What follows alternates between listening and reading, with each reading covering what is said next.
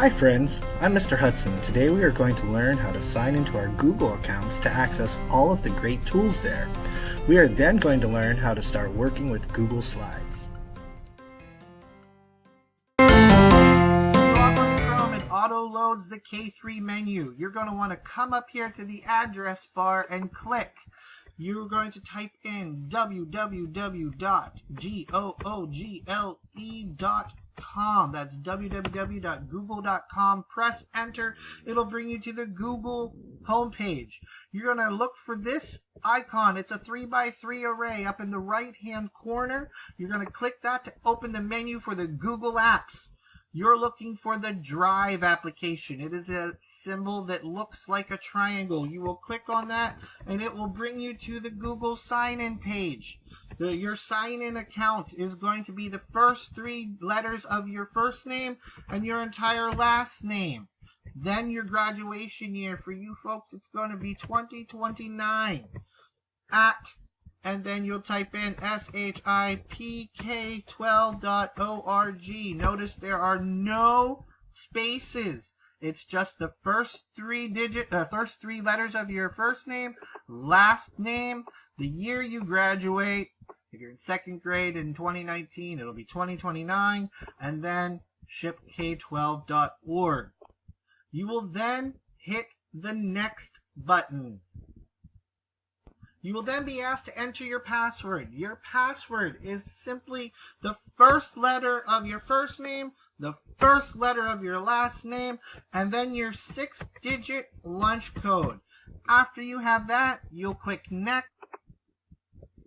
When Google loads, you'll be able to see all of the files you've ever created. And since you'll be just starting out, there won't be much there except for a welcome to Google. But in our case, we're going to click on the Next over here on the left-hand side and come down here and click on Slides.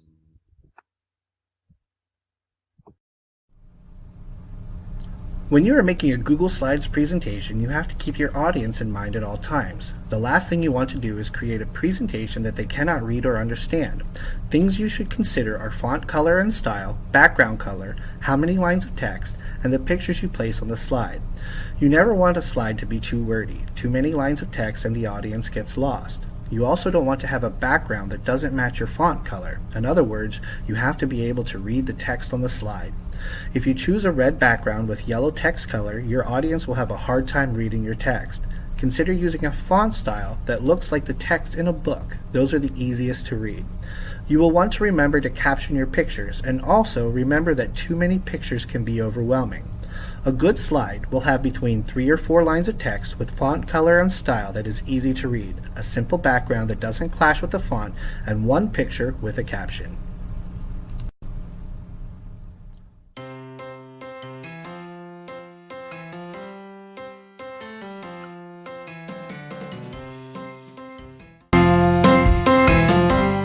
Hi, Nevaeh. Hi, What are you doing? I'm working on a writing piece using Google Slides. So why should these folks use Google Slides? Why use Google Slides?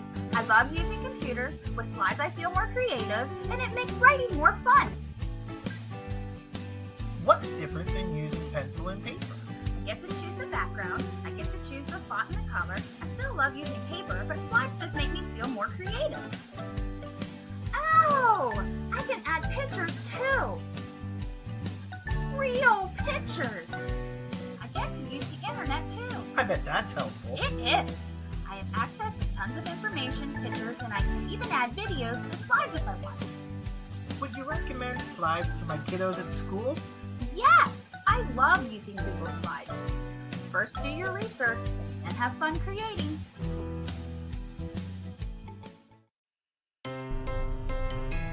We've learned that to log into Google, you need to use your email address, which is the first 3 letters of your first name, your last name, your graduation year, the @ symbol, and shipk12.org, all without spaces.